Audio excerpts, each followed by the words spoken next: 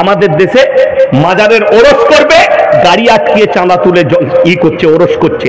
তাইলে একটা অমুসলিম ভাই সে পুজোয় চাঁদা তুললে তোমার গায়ে লাগে কেন? কথাটা বুঝতে পারেননি? তুমি বলছো পুজোয় এরা চাঁদা তুলে গাড়ি আটকিয়ে পুজো দিচ্ছে, তুমি তোমারটা আগে বলো না, তোমার মুসলিমদের কথা বলো যারা এত বড় খারাপ কাজ করছে, একটা ওরস করছে লোকের কাছে চাঁদা তুলে গাড়ি আটকিয়ে।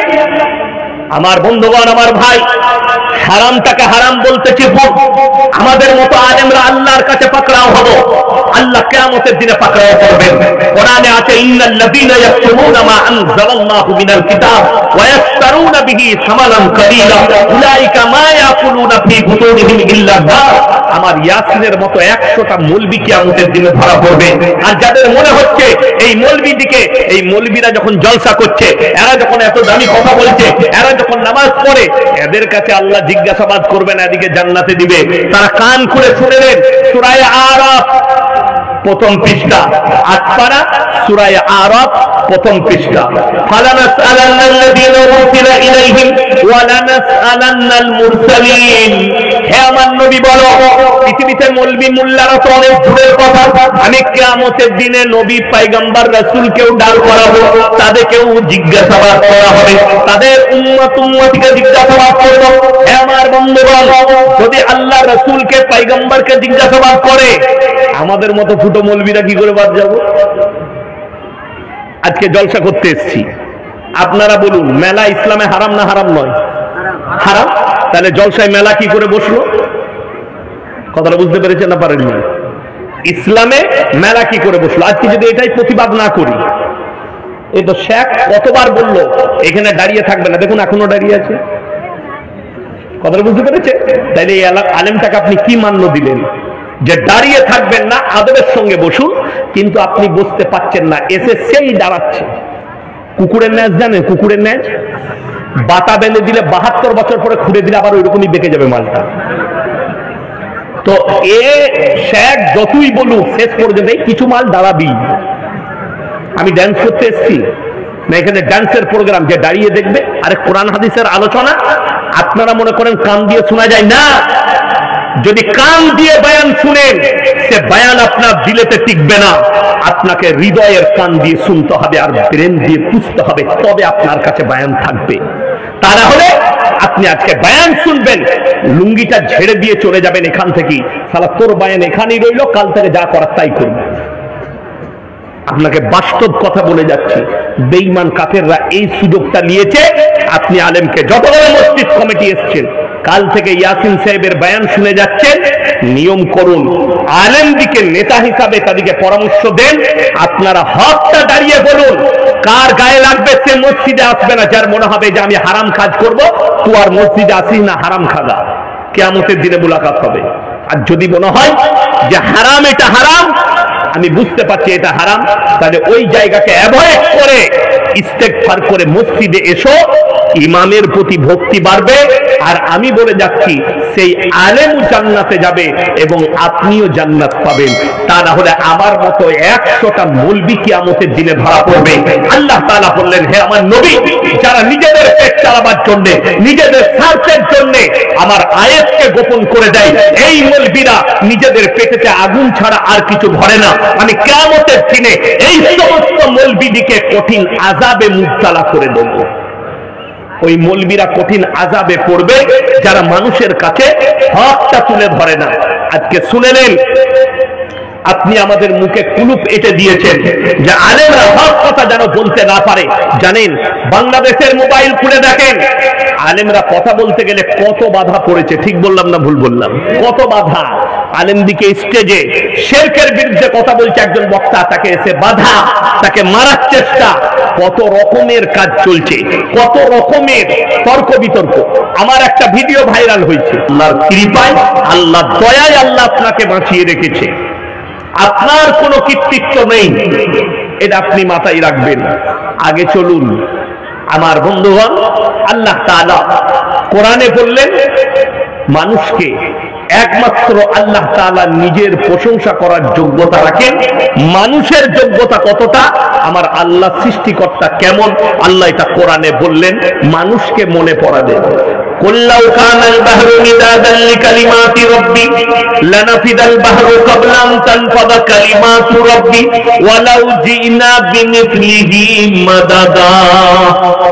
হে আমার নবী, পৃথিবীর মানুষকে বলো, গোটা পৃথিবীতে যতগুলো সমুদ্র আছে সব যদি পানিগুলো কালি করে দিই, আর পৃথিবীর মানুষ যদি আল্লাহর প্রশংসা দেখতে শুরু করে, সব পানি শেষ হয়ে যাবে, আবার আমি অতটাই দেব, সেটাও শেষ হবে, কিন্তু আমার আল্লাহর প্রশংসা দেখে শেষ করা যাবে না। সকলে জোরে বলুন সুবহানাল্লাহ। আল্লাহর কৃতিত্ব, আল্লাহর বড়াই এটা। এরপর চলুন, আমি আলেমদের অবদান বলেছেন। সর্বপ্রথম আমাকে যে দাওয়াত দিয়েছেন আলেম হিসাবে, ঠিক কিনা কথা বলেন?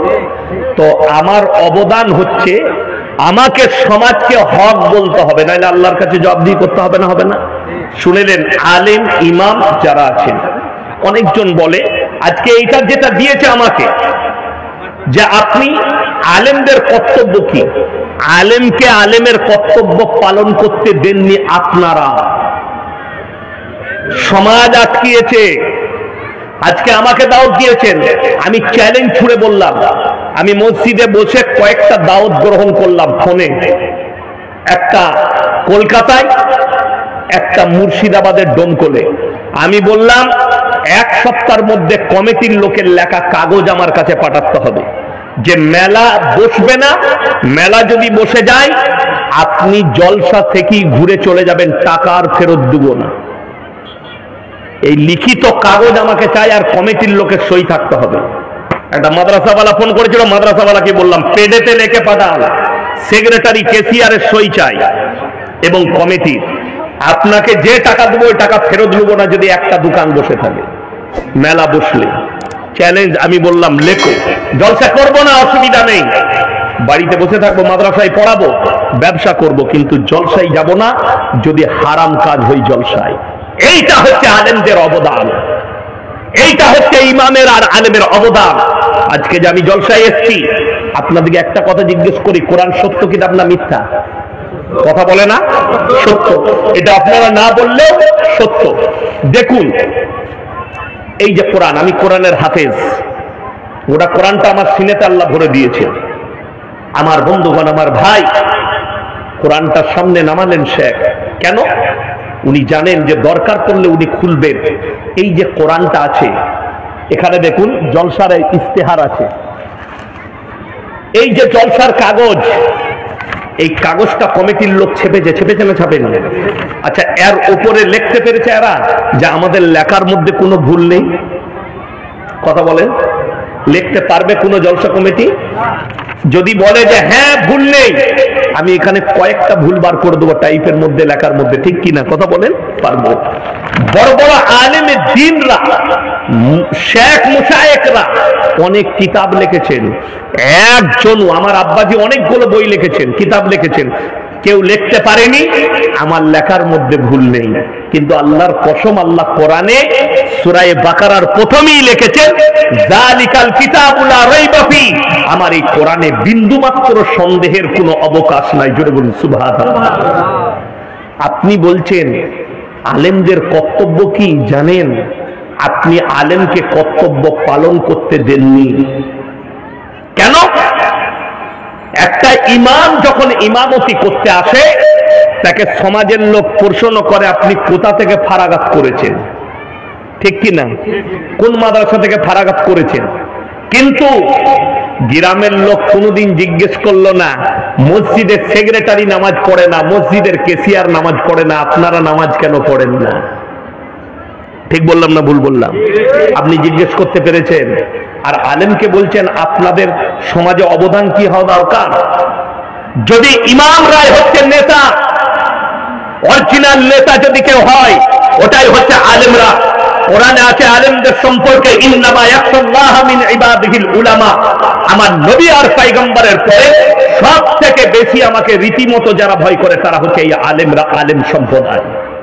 অথচ আজকে আলেমদিকে রাসূলের হাদিস শুনেলেন, সমাজ যখন মূর্খর কাছ থেকে ইলম নিবে, বদদিনের কাছ থেকে ইলম নিবে, রাসূলের হাদিস ইলমের থেকে আগে বড় বড় আলেমদিকে আল্লাহ দুনিয়া থেকে তুলে নিবে। এটা হাদিস। আজকে সমাজ ওই কাজটাই করছে। আপনাদিকে বলে যায়, এখানে কমিটির ছেলে কে কে আছেন হাত তুলেন, কমিটি কে কে আছেন হাত তুলেন তাড়াতাড়ি, কমিটির লোক কে কে আছেন হাত তুলবেন তাড়াতাড়ি, হাত তুলেন, হাত তুলেন। কমিটি কেউ নাই এখানে? এই যে দুজন, আর কে আছেন তাড়াতাড়ি হাত তুলেন। আপনি আছেন? এই তিনজন, আর কে আছেন হাত তুলেন। কমিটির ছেলে কে কে আছেন হাত তুলেন তাড়াতাড়ি। ইমানদারির সঙ্গে বলছি, 5 ওয়াক্ত নামাজ পড়েন তো? পড়ে না। কি বুঝতে পেরেছেন? আমি যে সে মাল নয়, আমাকে সবাই চিনে, এমনি গাল আমি খাই না। কি বুঝলেন? আমি বাস্তব কথা বলে যাচ্ছি। এই জলসাটা আজকে আমাকে দাওয়াত আর না দেন, প্রতি বছর জলসা করেন, কিন্তু আমি কসম খেয়ে বলতে পারি, যদি মনে করেন বছরে একটা করে জলসা দিচ্ছি, তবলিগি জলসা, বক্তারা আসে দোয়া দিয়ে যায়, খাওয়াই, আর জলসা করে কোরআন হাদিস শুনিয়ে দিয়ে যায়, আমরা জীবনে নামাজ পড়বো না, জলসার কোনো প্রয়োজন নাই। আমি ইয়াসিন বলে গেলাম। আর যদি নিয়ত হয় আজকে জলসা দিচ্ছি, ফজর থেকে আমাদের আর নামাজ কাজা হবে না, এই জলসা কামিয়াব, আগামীতে যত জলসা করবে কামিয়াব হবে। এইটা হচ্ছে আলেমদের অবদান সমাজে। উলামারা, আমরা যদি হক না বলে যেতে পারি, কমিটি আমাকে দেশি মুরগি খাইয়েছে বলে ওরা যা করবে আমি বলবো না, এটা হতে পারে না। আজকে শুনে নেন, ওই জন্য সমাজ গোলমাল হয়েছে। আজকে সমাজে হারাম পরিবর্তন হচ্ছে না, মানুষ হারামটাকে হালাল করে রেখে দিয়েছে। ইমানদারির সঙ্গে বলুন, কোরআন সত্য কিতাব আপনারা বললেন, তাহলে কোরআনকে বিশ্বাসও যখন করেন, এই থানাটা কোন থানা? বৈষ্ণবনগর থানা। ইমানদারির সঙ্গে বলুন তো, সুদ খাওয়া হারাম না হালাল? হারাম। তাহলে এই এলাকায় একটাও সুদখোর নাই, কথা বলেন, আছে না নাই? কোরআনে স্পষ্ট আছে, ওয়াহাল্লাল্লাহুল বাইয়া ওয়া হাররামার রিবা। সুদ তোমাদের জন্য হারাম, ব্যবসাকে হালাল করেছি। যে মুসলমান জেনে শুনে সুদ খাচ্ছে, এ আল্লাহর সঙ্গে যুদ্ধ ঘোষণা করলো না? করলো না? তাহলে সে মুমিন কি করে রইল? আপনি তাকে মুমিন বলছেন, এটা যদি বলতে না পারি। মসজিদ কমিটির লোক শোনো, যতগুলো গ্রামের মসজিদ কমিটি এসছেন, আলেমদের অবদান, সর্বপ্রথম কাগজে সই করো গ্রামের, গোটা গ্রামের মানুষের। যিনি ইমাম আছেন, ইমাম সাহেবকে সই করে দে গ্রামের 500 লোকে। উনি জুম্মায় খুতবায় দাঁড়িয়ে সুদের ব্যাপারে বলবে, হারাম হালালের ব্যাপারে বলবে, কেউ বাধা দিতে পারবে না। আর আমি চ্যালেঞ্জ দিয়ে বললাম, একজন ইমাম সাহেব জলসা করতে গেলাম, জেলাটা হচ্ছে বীরভূম ডিস্ট্রিক্ট, কামরায় একা পেয়েছে, আমি মসজিদে শুয়েছিলাম। ইমাম সাহেব বেচারা চোখের পানি ফেলালো, বললে জুম্মায় আমি খালি খুতবায় সুদের বয়ান করেছি, গ্রামের 4-5টা মস্তান সুদ খায়, রাতের বেলায় 12টার পরে এসে আমাকে বললে, আগামী জুম্মায় যদি এই খুতবা দিয়েছো তোমাকে মার্ডার করব। এটা আমি গল্প বলি নাই, এই রসুলের মেম্বারে বসে আছি, যেখানে কোরআন হাদিসের আলোচনা, আমার সামনে কোরআন নামার আছে, সত্য ঘটনা বললাম। কোন থানায় বলবো না? কেন? আর আপনি বলছেন আলেমদের অবদান। ইমামরাই হচ্ছে সমাজের নেতা, কিন্তু আজকে তুমি চোরকে নেতা ভেবেছো, মাতালকে নেতা ভেবেছো, গাঁজাখোরকে নেতা করে রেখে দিয়েছো। তুমি একটা গাঁজাখোরকে, একটা জিনাখোরকে নেতা বলে মানো, কিন্তু তোমার মসজিদের ইমামকে যে 5 ওয়াক্তের নামাজ পড়ে, তুমি মরে গেলে তোমার জানাজা পড়বে, তুমি তোমার বাপ মরে গেলে তার জানাজা পড়াবে, তাকে তুমি নেতা হিসেবে মানতে পারো না। তোমার কি করে পরিবর্তন আসতে পারে? কি করে কম পরিবর্তন হবে? আমার ভাই, আমাকে দাওয়াত দিবেন না, আল্লাহর কৃপা আলহামদুলিল্লাহ দেন না, কিন্তু হকটাকে শুনতে শিখুন। আলেম দিকে আল্লাহ তাআলা রাসূলের পরে আখরি নবী জনাবে মুহাম্মদুর রাসূলুল্লাহ, সকলে বলুন সাল্লাল্লাহু আলাইহি সাল্লাম। দুনিয়াতে আর নবী আসবে না, এই নবীর ওয়ারিস হিসাবে এই আলেম দিকে সমাজের কাজ করে যেতে হবে। কিন্তু আপনারা মুখে ট্যাপ লাগিয়েছেন। আজকে আমি কেন বলছি? আমার কিন্তু চাকরি যাবার ভয় নেই। বেঈমান কাফেররা তাদের মেহনতে কামিয়াবি লাভ করেছে, আমরা জলসা করে কোরআনের দাওয়াত দিয়ে আমরা সে মেহনত করতে পারি নাই। তাদের মেহনত কামিয়াব, আমাদের মেহনত নাকাম। ভারতবর্ষে তথা ভারত উপমহাদেশে, ভারত, বাংলাদেশ, পাকিস্তানে কতগুলো মেহনত চলছে জানেন? একটা মেহনত জলসা, একটা মেহনত মাদ্রাসার, একটা মেহনত দাওয়াত ও তাবলীগের মেহনত চলছে। তারপরেও সুদ উঠেনি, তারপরেও ব্যভিচার বন্ধ হলো না, তারপরে মুসলমানের কাছে সুদ কি করে হলো? আজকে ঘরে ঘরে বেঈমান কাফেররা সুদ ঢুকিয়েছে, আপনি রুখতে পারেননি। তার নাম দিয়েছে বন্ধন লোন আর গ্রুপ লোন। স্টেজে হাদিস বলে দিলাম, ভাই নেশাগ্রস্ত জিনিস হারাম। আর আপনার মালদা জেলায়, আপনার বৈষ্ণবনগর থানায় 100টা পরিবার মধ্যে 80টা পরিবার বিড়ি বেঁধে চলছে। কথাটা ঠিক বললাম না ভুল বললাম? তোমার বউ বিড়ি বাঁধে আর তুমি তার পয়সা খাচ্ছ চায়ের দোকানে বসে, আর লোককে বলছো আমি মুমিন, আমি নামাজ তো পড়ি। আবে তোর নামাজ কবুল হবে না, তুই বইয়ের গোলাম। যে বইয়ের ইনকামে খাচ্ছে তার থেকে বড় পাঁঠা কেউ আছে? সে তো পাঁঠা। তার বাপ পাঁঠা বিক্রি করেছে, একটা মেয়ের কাছে বেচে দিয়েছে। আরে মাঠে খাটো, সবজি বিক্রি করো, আলু বিক্রি করো, টাকাটা হালাল না হালাল নয়? হালাল। আমি বলবো না, তুমি ফতোয়া লাও তোমার এলাকার মৌলবীর কাছ থেকে, দামি মৌলবী। মাদ্রাসায় যাও, গিয়ে বলো শেখ ফতোয়া দেন, আমার বউ বিড়ি বেঁধে খায়, তার পয়সায় আমি খাই, আমি কিছু বলবো না। 90টা গ্রুপ লোন আর বন্ধন লোন বাড়ি বাড়ি ঢুকে গেছে। ঠিক বললাম না ভুল বললাম? বাড়ি বাড়ি। আপনারা ইমানদারির সঙ্গে বলুন, আপনাদের ইমাম সাহেব কে আছে? আপনি কত বেতন? 7,000 টাকা বেতন। তাহলে ইমাম সাহেবের বউ মনে হয় গ্রুপ লোন করে তো, তাই তো? 7,000 বেতন ইমামের। ইমামের বউকে রাস্তায় বেরিয়ে গ্রুপ লোন করতে হয় না। আর তুমি টোটো চালাও, তোমার গ্রাম থেকে ফারাক্কা পর্যন্ত মাসে তোমার 20,000 রোজগার, তারপরেও বউকে রাস্তায় বার করেছো, বরকত হয়নি, যা গিয়ে গ্রুপ লোন লিয়া। তার মানে তোমাকে ভাবতে হবে আল্লাহ তোমার মালে বরকত দেয়নি। নাম্বার 1 গেল সুদ হারাম। সবাই নিয়ত করলেন, কারো বিবি যদি এতে জড়িত থাকে আমরা হেফাজত করব, জোরে বলুন ইনশাআল্লাহ। আল্লাহ মায়ের দিকে হেফাজত করব। নাম্বার 2, মদ খাওয়া হারাম না হালাল? হারাম। আমি আপনাকে এই বৈষ্ণবনগর থানায় দেখিয়ে দেবো, মুসলমান হারামখোর মদও খাচ্ছে, মদ বিক্রিও করছে। ঠিক বললাম না ভুল বললাম? মদ বিক্রিও করছে, মদও খাচ্ছে। তাইলে তুমি তোমার ইমামের কথা মানলে কোথা? আলেমের কথা মানলে কোথা? মদ স্পর্শ করা হারাম। এই বোতলটাই যদি মদ থাকে, এটাকে স্পর্শ করার শরীয়ত বলছে হারাম, ইসলাম বলেছে স্পর্শ করা যাবে না। নেশাগ্রস্ত জিনিস তোমাদের জন্য স্পর্শ করা হারাম। আজকে মুসলমানের কাছে হালাল কি করে হয়ে গেল? সুদ কি করে হালাল হলো? এটা বেঈমান কাফেররা করেছে, তোমাদের মাথায় ঠান্ডা মাথায় ঢুকিয়েছে। আজকে আপনারা বলুন তো, 5 ওয়াক্ত নামাজ পড়া ফরজ না ফরজ নয়? ফরজ। আমি খালি গুনিয়ে দিচ্ছি, তারপরে আমি বায়ানে যাব। 80টা লোক নামাজ পড়ে না 100 জনের মধ্যে আমাদের দেশে। ঠিক বললাম না ভুল বললাম? বেনামাজি 80টা বেনামাজি। অথচ আপনি কি ভেবেছেন আমি নামাজ তো পড়ি না? আমাদের দেশে একটা ভালো সিস্টেম উঠেছে, কোথায়? জান্নাতে যাওয়া। সুদ খায়, গাঁজা খায়, মদ বিক্রি করে, হারাম ব্যবসা করে, লোকের মেরে নেয়, সব করে। কিন্তু কি সিস্টেম? মসজিদে মাদ্রাসার জলসা হয়, হয় না? হয় না বাবা? মসজিদ মাদ্রাসার জলসা হয় না? আর গাদা বক্তা থাকে, প্রধান বক্তা তো আমরা থাকলে লাস্টে চাপাই আমাদিকে, যে শেষে কালে যা পারবি করবি, আমাদিকে চাপাই।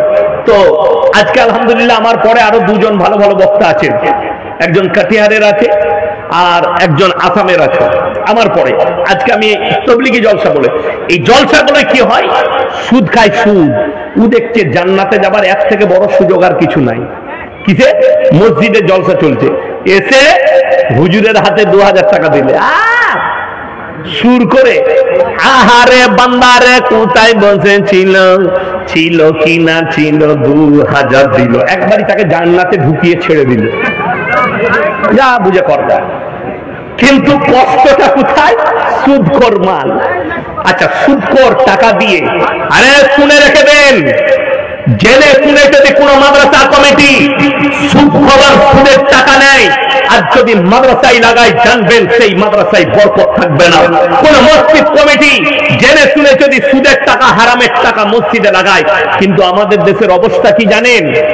আলেমদিকে আপনারা এত ছোট করেছেন, এত ছোট করেছেন, মসজিদ কমিটি হারাম করে একজনা নামাজ পড়ে না, সেক্রেটারিও নামাজ পড়ে না, ও তো হারাম হালালের বিচার জানবে কি করে? বড় কষ্ট লাগে। হারাম হালালের বিচার কি? আমাদের দেশে জানেন তো, সুদ খেয়ে বড় লোক হয়েছে। একটা লোক যদি মাদ্রাসায় কিংবা মসজিদে 1000 টাকা দিয়েছে, কি করে? আলু ব্যবসা করে।